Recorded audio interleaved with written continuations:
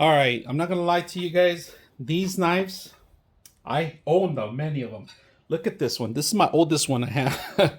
I run it to the ground.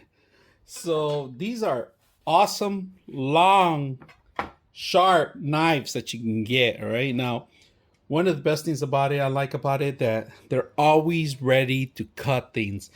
I do sharpen them once in a while. My recommendation: do not add them in the dishwasher. Hand wash these. Now be careful; they're really sharp out of the box. There's long. These are the long blade ones. Of course, I got my little short one. I love this one, but when I saw this one, it's like a machete, you know. So we're gonna use this one to cut some chicken, some watermelon, big pieces of meat.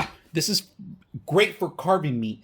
Now, if your Thanksgiving goes around, forget those other cutters. These are the best ones. And like I said, I'm not lying to you. This is my number one go-to, and it's been for many years. And then when I saw these, I just had to get them. So just keep them away from children, of course. You know, professional chefs or intermediate or beginners. This is perfect. If you're a butcher, these are your tools you're going to require.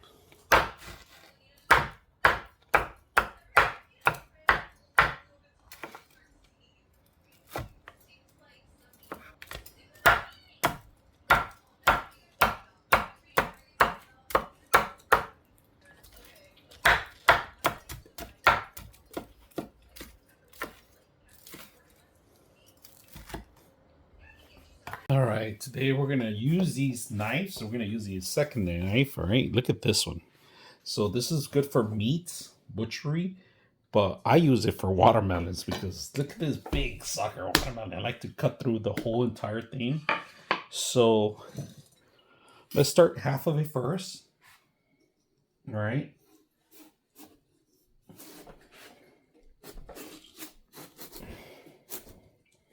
Let's bend it slowly. Look at that.